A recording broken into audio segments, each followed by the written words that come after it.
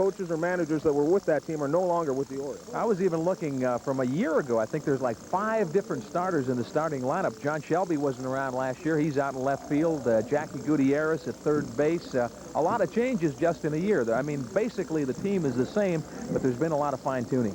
I think a lot of what the Orioles are putting stock in this year is that an entire pitching staff bounces back from an off season. We were both down at spring training. Looked a little bleak in the beginning, but towards the end they started getting it together. A great finish, and of course Mike Flanagan gets the start today. That's a key start. It's only one game, but he could set a pattern early for the club. Earl said he went with Mike for always an exciting moment in the sports calendar, opening day. I'm really excited this year, Vince. I think probably because the club has been so miserable the last 2 years, and springtime is always the time to be most hopeful.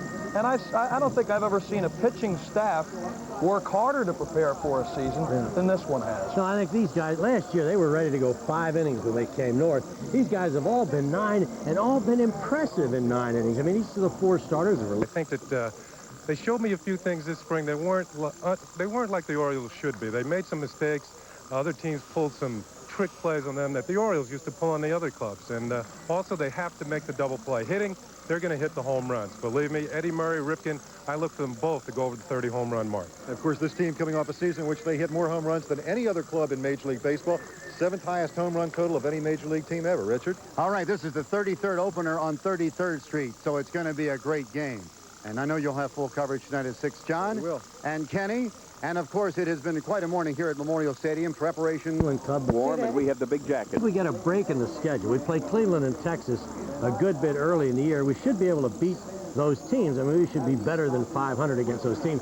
Earl said yesterday in the paper he didn't think a start. When is a start? What is a start? Listen, tell me it's not better to win 10 of your first 12.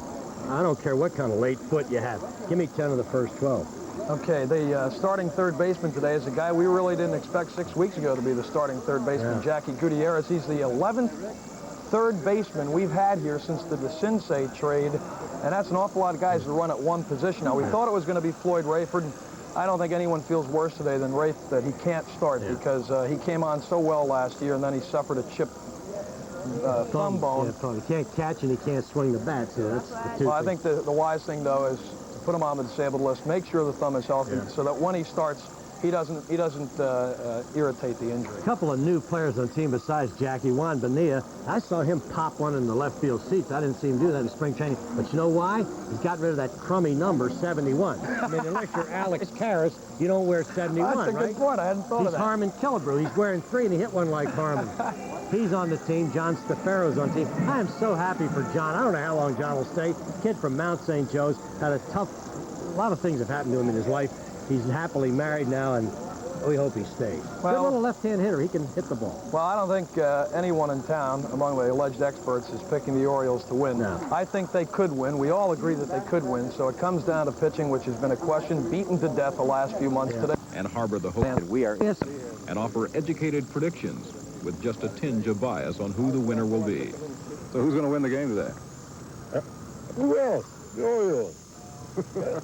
The Orioles. Got it. And that's Don Williams with a little bit of what's been happening out here this morning. And you're taking a look at batting practice, which has been going on for about 45 minutes here at Memorial Stadium. There will be some big names in the stadium this afternoon. Here at the stadium, Baseball Commissioner Peter Uberoff has decided to make the Orioles-Indians game his game for opening day. He's due to arrive at the stadium at around 1 o'clock. Of course, team owner Edward Bennett Williams will be here, and we'll be talking to both of them as the day progresses, and hopefully bringing you interviews with both those distinguished gentlemen tonight at 6 o'clock on Eyewitness News. Now, let's say you are having lunch and you are making your final preparations to head out here to the ballpark. I can only tell you the traffic is usually... Norm, Rudy. Tailgate. We like to come out here, get out in the field, talk to each other. What does the situation look like? And as a matter of fact, you even get to watch some of the batting practice. And Earl Weaver, by the way, came up to me and said that he still does not know the song Orioles Magic, but today he's not going to be singing about a song. He said he's singing about winning. How about the field? It is very dry at this point after the big bird bath we had yesterday. As soon as the game... Looks like conditions should be perfect for the first pitch. So, all in all, it just is a matter of waiting and seeing, and hopefully some of those fans are going to be filtering in to the stadium in a little bit. We'll be back, and we'll be talking to some of them. So, Brenda, we'll be back in just a little bit. All right, sounds like you're having a lot of fun out there. Thanks, Tony. We'll be hearing from you in a little bit. If you are heading out during this, And good afternoon. that's a word on driving tips. Yeah, come back year after year to do these tailgate parties. I've got a group here. We're going to see if we can get the officer in charge to come and tell me about some of what you all are doing. What is it that gets you folks out here standing around before the game? You're Tim, right? Yep. Tickets. Tickets get you out here. A lot of fun. Everybody wants to have a fun time. Opening day in general. So you all brought the barbecue grill and the coolers, several coolers. No, I brought that. Everybody else has tagged along. They're all good friends. I found them, and I had extra tickets, so. Well, I think you all are a very hospitable group. I've already turned down 14 beers offered by these people. I need to say hi to everybody at St. Dominic's School. Okay. And I know the principal tried to get here herself. She just couldn't swing it, maybe next year. Well, I'll just tell one other thing that you said to me earlier. When I met these folks, they said they'd been here last year, and Tony Pagnotti was doing the duty out here on the parking lot then, and he said to me he hoped I didn't eat as much as Tony did last year. So don't worry. You can put a big strain on the pocketbook feeding him last year. I'm kind of glad he's indoors. I was looking forward to seeing Sally Thorner. I can understand your point of view. She's right over there on that I wasn't looking at her in my binoculars. Okay, well, Sally, you know you're being watched. Tim Lawler, Sally, anytime you want to give me a call. I think it's probably time to leave this party. Thank you very much. And we'll see what Tony is doing inside. Well, the Birds fans are flocking in right now, and I think this guy just came in from the tailgating party. Joey Ryan, is that your name? You were not at one of those tailgating parties, were you, Joey? Okay. You had a little of the Bird spirits for today. Joey's one of the first to arrive here at the stadium. Folks are coming in, and Joey, I'll let you get over there to watch some of the batting practice, okay? Here we go. Here, Joey. To show that Joey is accompanied by an adult. He wasn't just wandering in from a tailgate. Harris. Of course. But as you can see, from the smallest fans to one of the biggest fans in size and in spirit, the folks are sensing that opening day is here. But you know what? It's April 7th, right? It's a national holiday in Baltimore, that is, because some people like to take the day off from work. Others like to take it off from school. And I've been looking around, and lo and behold, these guys look like they should be someplace other than Birdland. Guys, you felt a little ill this morning when you got up, huh? Yeah, told the teacher we were sick. Got the day off, and now we're here. And where are you being ill today from? Wild Lake High School in Columbia. And was this planned, or did you just feel to do this at the last minute? Well, we planned it a few weeks ago, and then it got shaky near the end, but then we decided to go on with it. You guys are big Birds fans down there in Columbia, huh? Oh, we sure are. We wouldn't miss this for the world. Now, I noticed that you have your seat cushions here also. Let's see this to show these guys are no fly-by-night Bird fans.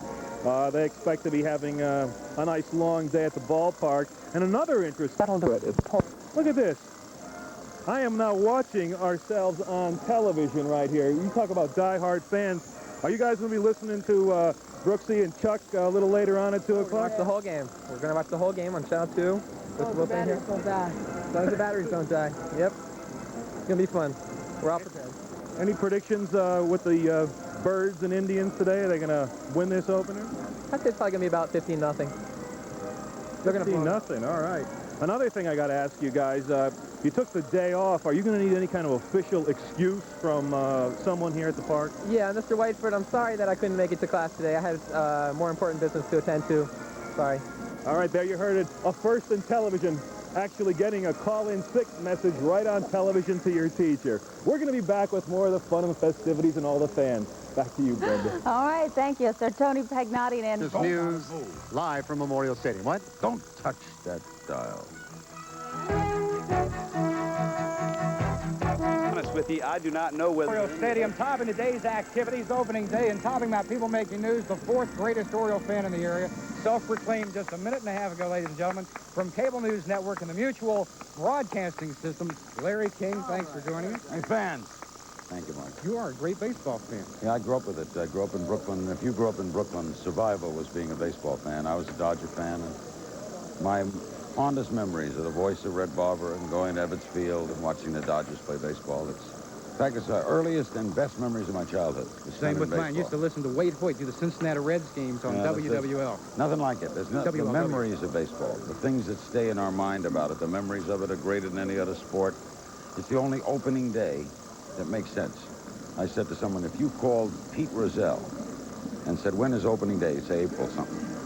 It's baseball's opening day is the only one that means something.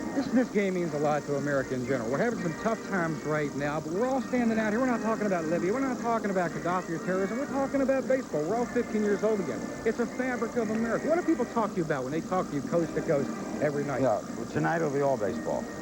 And they'll talk about Libya and Gaddafi, and then that disappears because this baseball is time stand still. It's summer. The winter's over. Forget the world. Baseball's back. Everything's okay. Thoughts of a simpler time when we're all little kids trading baseball That's cards. right. We're in this park, and we're lost here. There's no time. My daughter said to me today, when will you be home? I don't know. There's no clock. No I don't clock know. on baseball at all. We could be out at 3:30. They pitched the game in an hour and a half. We could be here till 6. We don't know. With Flanagan, it might possibly happen. Let's find out. I'm going to put you on the line. How do you see the American League East? Where are the Birds coming in? I picked him third in the USA Today column, and I did that, though, when Britt Burns was still, I thought, healthy with the Yankees. With him out, I think it's going to be wide open between 4 teams. I think Toronto, Detroit, Baltimore, and the Yankees could go down to the last week. And oddly enough, even this ball club, the Indians, while they have no pitching, can hit the ball. Anything could happen on any... Last year... No, the ball bounces funny. I'm going to write that down. It's a game of inches. A game of inches. Write that down. It's a game of inches. And this is the business of time. We're going to throw it back now to one of your great fans, Ann Kellen, back in. Ann, I love you. Oh, wonderful. I love you too. I feel But so... she knows me. I feel so lonely out here. Bring me back a hot dog, guys, please. Teachers, if there's nobody in your classrooms, we know where Have they a are. good day out there. Hope to join you. All right, and we hope you will, too. And also tonight at 6 on Eyewitness News, full live team coverage of opening day 1986. We will cover it from preps this morning, getting the field in shape, to the beautiful weather, to the first pitch, to the special guests, to all the hoopla and all the excitement. If you can't join us, you can see it tonight at 6 on Channel 13's Eyewitness News. Please join us. It's a beautiful day. The sun is out. And I'm going to go out front and sell our tickets for $50. It's time to play ball in 1 hour and 30 minutes.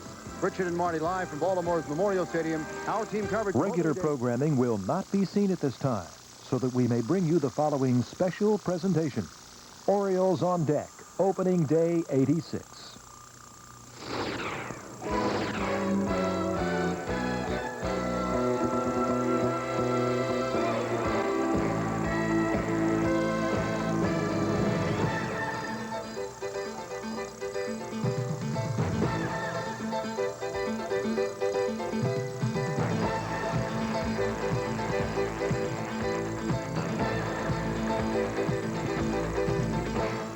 Orioles on deck, opening day 1986. Brought to you in part by Oldsmobile. There is a special feel in an Oldsmobile. By Jack's Corned Beef, bringing all the deli delights of Lombard Street to your neighborhood. By Carrier. Carrier invented air conditioning and keeps on inventing it. And by Bex, the most famous German word in the English language.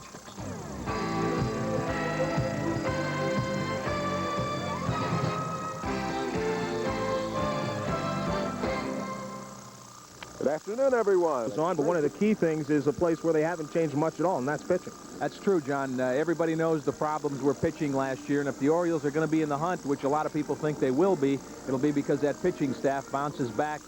They all, as you know, had a great last 2-3 weeks down in spring training, and everybody's real optimistic with the club that, yes, the pitchers are back. Time will tell. Today is the first test, as you say. We'll follow up some of the stories, including hopefully talking to Odenton's John Stefero a little bit later. Right now, let's go back. And it is snowing. Ah, yes. The Rangers and the Orioles are having a terrible opener weather-wise. Yes, well, there's I what it was remember. like, and we lived through it, and this year we'll live through this instead. It's so tough to make us all happy. Now our complaint is that it's so bright and full Orioles of glare. opening day. Remember a couple of years ago, President Reagan dropped in unannounced and threw out the first pitch. If anything like that happens today, you'll be the first to see it. But we also plan to take you to a few parties, the tailgaters, and the more elaborate partiers out behind the bullpen. We'll also meet the kids who may be baseball's purest fans, little leaguers, and we'll talk with their heroes, the big guys, the Orioles. We'll also update you on the scramble for a new stadium in Baltimore and what they're doing to make Memorial Stadium better in the meantime. We'll also have opening day player introductions. But first things first, if you're getting ready to join us out here, leave the crowd.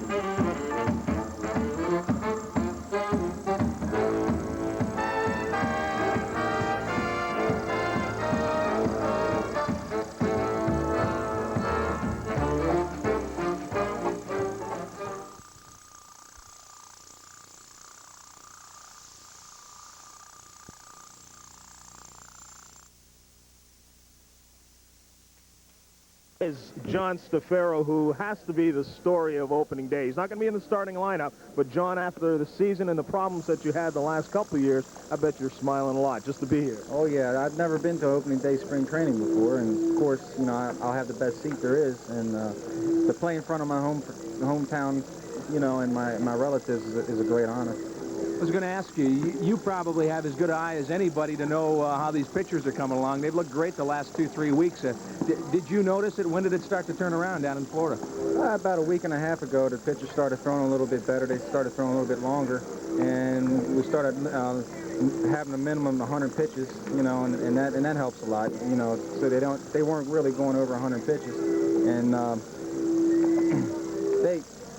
that's what they were doing. Okay. What about your routine? What'd you do today? What time did you get out of bed, and what'd you have for breakfast? Believe it or not, I woke up at 6 o'clock, and I couldn't fall back to sleep. So, you know, I'm kind of tired right now, to tell you the truth, but I'm sure by game time I'll be ready. John, for people that don't know, the comeback story we're talking about, last year you found yourself dropped from the 40-man roster. What did you say to yourself at the time? How did you get yourself back to where here you are in an Orioles uniform on opening day?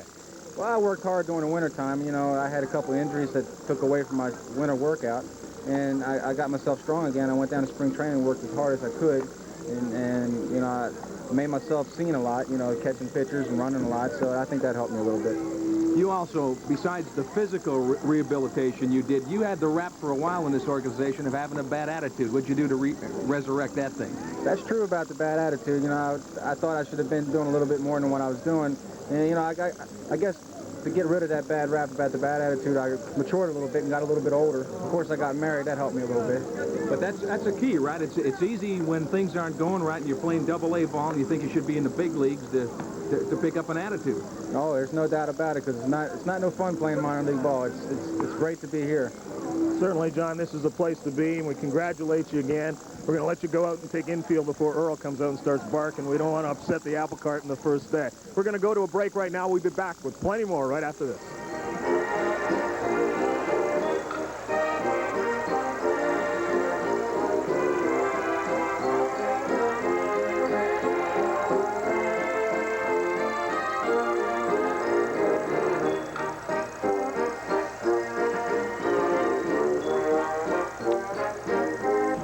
I'm sure a lot of fans want to know, are you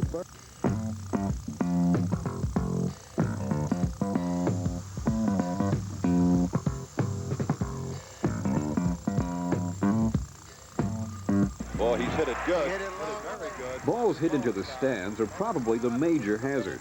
During an Orioles-Blue Jays game last July, 18-year-old Matthew Kelly was hit in the eye by a foul ball.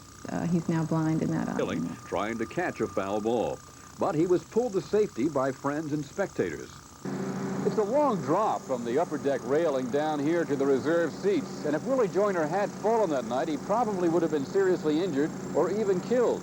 And he probably would have fallen on some other fans down here, injuring them. Some safety changes for the upper deck were considered by Oriole management even before that incident.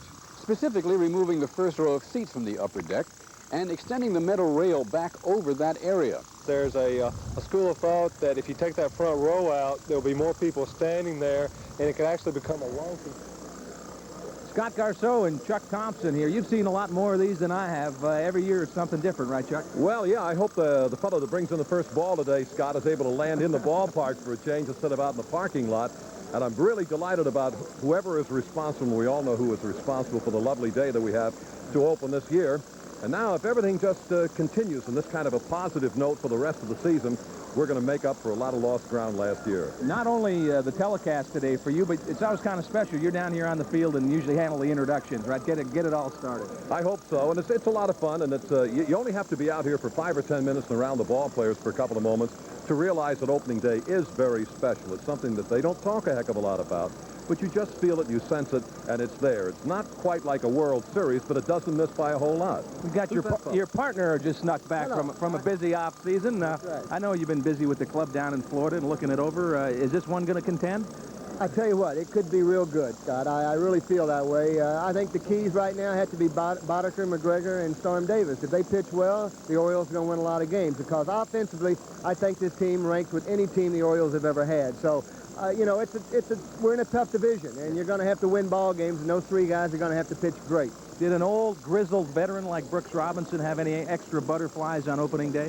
It's one of the times that you can really get excited, and you feel it inside. Doesn't mean you're going to play well, because I felt like that and I played lousy, Scott, but it's a good feeling to have. Okay, Chuck and Brooks, I just want to add one thing about the pitching. Pitching, I think, is going to be a little bit better, but there's another factor in this ball club that I hope improves tremendously, and that's the defensive ability of some of the people in the outfield and the infield. Pitchers can make the right pitches in the right situations, and if the guy doesn't pick up the ball, you're in trouble. There was too much of that last year. A guy like this is a pitcher's best friend, right? Well, we've known all about the love affair here in Baltimore with the Orioles and their fans. That's gone on for years, and as Jack Dawson shows us, it survived some rocky times. They picked up the hapless St. Louis Browns and moved them to Baltimore in 1954, and the new Major League Baltimore Orioles, with stars like Cal Abrams, Vern Stevens, Gil Cone, Clint Scrap Iron Courtney, Don Larson, and Bob Turley, charged into a 7th-place finish in the American League, just 57 games behind the Indians. A bit of rebuilding was in order, and the Orioles brought in Paul Richards, the first of only 3 long-term managers in modern Orioles history to do the job. Richards began to assemble his team. A big and quick fix at first, a mammoth trade with the Yankees, and one by one, the other pieces fell into place. Triandos, Woodling, a young third baseman named Robinson, Milt Pappas, Hoyt Wilhelm, Steve Barber, Jack Fisher, Diamond Jim Gentile. In 1961, Boog Powell. In 63, Luis Aparicio. Richards was gone, and Hank Bauer was running the show when the final pieces of the puzzle fell into place. Paul Blair in 64, Dave Johnson and Jim Palmer in 65, and the other Robinson in 66. After respectable third-place finishes in 64 and 65, the Orioles won it all in 1966. And then, to the amazement of almost everybody, the young Birds in their first World Series swept the mighty Dodgers in 4 straight. A slide back to 6th place in 67 and a slow start in 68 exit Hank Bauer and enter Earl Weaver. Since 1968, the Orioles have finished first or second in the American League East with but 4 exceptions, and 2 of those have happened in the last 2 seasons. They're still the winningest team in the majors over the last 30 years, and the trophy rooms are full. 7 Eastern Division titles, 6 World Series, 6 Hall of Famers, 4 MVPs, 6 Cy Young winners, 5 Rookies of the Year, and 48, count them, 48 Gold Gloves. But in the what have you done for me lately department, it's not all that rosy. 19 games out in '84, 16 in '85. And the spring of '86.